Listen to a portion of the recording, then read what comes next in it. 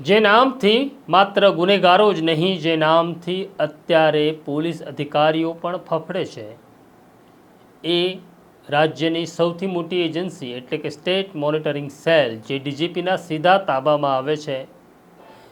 નામ તો મોટું છે પણ તેની સ્થિતિ કંગાળ છે, કારણ કે તેમની પાસે વાહનો નથી, તેમની પાસે સાધનો નથી, અને એટલે જ શહીદ થાય છે પીએસઆઈ જાહિદ ખાન પઠાણ જેવા અધિકારીઓ. પણ આ સરકાર જાગતી નથી, કારણ કે સરકારની દાનતખોરી છે. વૈષ્ણવજન તો તેને કહીએ જે પીડ પરાઈ જાનાને રે. નમસ્કાર, નવજીવન ન્યૂઝમાં તમારું સ્વાગત છે અને હું છું તમારો પ્રશાંત દયાળ. વાત કરવી છે સ્ટેટ મોનિટરિંગ સેલની કામગીરીની અને તેમની સ્થિતિની.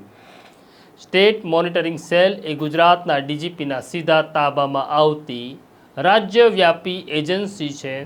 સ્ટેટ મોનિટરિંગ સેલની નું કાર્યક્ષેત્ર આખું ગુજરાત છે. આખા ગુજરાતમાં કોઈ પણ સ્થળે દારૂ, જુગાર, ઓઇલ ચોરી કે પછી નાર્કોટિક્સ જેવી કોઈ પણ ઘટના હોય, કોઈને પૂછ્યા વગર સ્ટેટ મોનિટરિંગ સેલ દરોડા પાડી શકે છે, ગુના નોંધી શકે છે. પણ આ સ્ટેટ મોનિટરિંગ સેલની સ્થિતિ બહુ ખરાબ છે. એનું કારણ એવું છે કે હમણાં જ એક police sub inspector Zahid Khan Pathan Surendranagar highway ઉપર શહીદ થાય છે, અને ત્યારે પહેલી વખત લોકોના ધ્યાનમાં આવે છે કે સ્ટેટ મોનિટરિંગ સેલ કામ કેવી રીતના કરે છે. જ્યારે ઘટના ઘટે છે ત્યારે પીએસઆઈ પઠાણ એક સ્કોર્પિયો કારમાં હતા, તેની સાથે એક ફોર્ચ્યુનર કાર હતી અને બીજી એક એસયુવી 300 કાર હતી. આમ ત્રણેય ખાનગી કાર હતી, એક પણ સરકારી કાર નહોતી.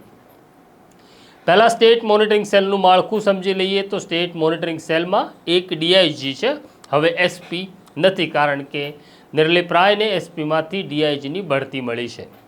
ત્યાર પછી ડીઆઈજી પછી સીધા જ ડીવાયએસપી આવે છે. ડીવાયએસપીમાં કેટી કામરિયા છે. કેટી કામરિયાના હાથ નીચે 4 પોલીસ ઇન્સ્પેક્ટર અને 15 સબ ઇન્સ્પેક્ટર છે. આમ આખા ગુજરાત પર નજર રાખવા માટે કુલ 19 ટીમો કાર્યરત છે. એસએમસી જે પ્રકારે કામ કરે છે તે પ્રકારે જ્યારે દરોડા પાડવા જવાનું હોય ત્યારે એસએમસીએ ખાનગી વાહનમાં જવું પડે, કારણ કે સરકારી વાહન જોતા જ આરોપીઓ ફરાર થઈ જાય એ ચોક્કસ વસ્તુ છે. એટલું જ નહીં, ખાનગી વાહનોમાં પણ એક જ વાહન જો અલગ અલગ જગ્યાએ દેખાય તો પણ આ બુટલેગરો એટલા ચાલાક હોય છે કે તેમને ખબર પડી જાય છે કે એસએમસી આવી છે. આ સ્થિતિમાં કાયમ વાહન બદલતા રહેવું પડે, નવા વાહન સાથે રેડમાં જવું પડે. એટલે આ પ્રકારની રેડ જ્યારે કરવાની હોય ત્યારે એસએમસી ખાનગી વાહનોમાં જ જાય છે. પણ આપણી પાસે એસએમસી પાસે એવી કોઈ વ્યવસ્થા નથી કે ખાનગી વાહન લાવવાના. ક્યાં અમે ઘણા બધા અધિકારીઓ સાથે વાત કરી ત્યારે ખબર પડી આ જે 19 ટીમો છે, આ 19 ટીમો જ્યારે રેડમાં જાય ત્યારે રેડમાં પોલીસ ઇન્સ્પેક્ટર હોય કે પછી પોલીસ સબ ઇન્સ્પેક્ટર હોય, તેમણે જાતે આ ખાનગી વાહનની વ્યવસ્થા કરવાની હોય છે. તો દરેક વખતે આ અધિકારીઓને આ ખાનગી વાહન મળે ક્યાંથી? કારણ કે એક રેડમાં ઓછામાં ઓછા 3 થી 4 વાહનોની જરૂરિયાત ઊભી થાય છે. એટલે કે એસએમસીને ઓછામાં ઓછા 100 વાહનોની જરૂર છે, અને આ 100 વાહનો કોઈ ખાનગી વ્યક્તિ નિયમિત રીતે પૂરા પાડે નહીં.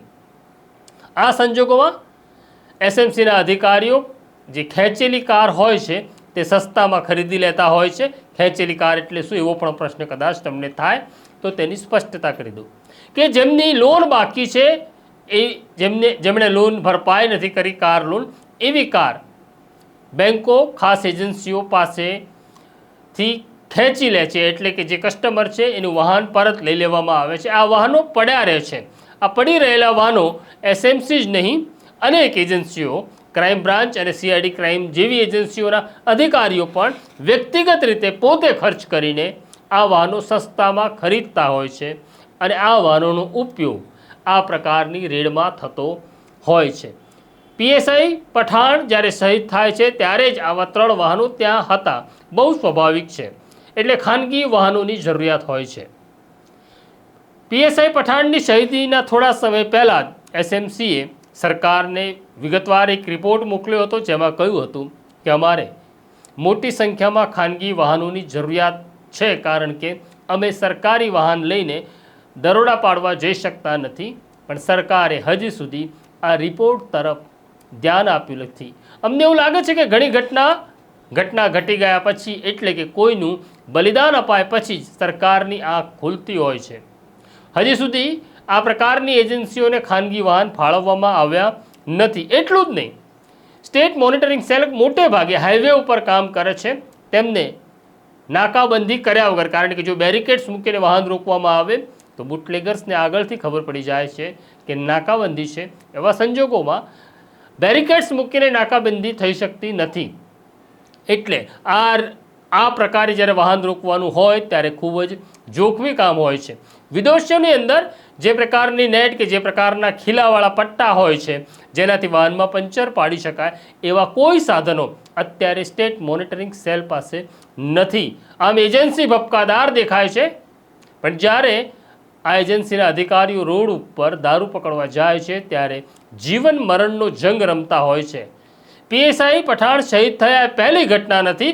આ પહેલાં પણ ગુજરાતના અનેક પોલીસ જવાનો, અધિકારીઓ આ રીતે માર્યા ગયા છે, પણ સરકાર જાગતી નથી, કારણ કે આ પોલીસ અમલદાર કોઈ રાજનેતાના દીકરા નથી, માટે આવું ચાલ્યા કરશે.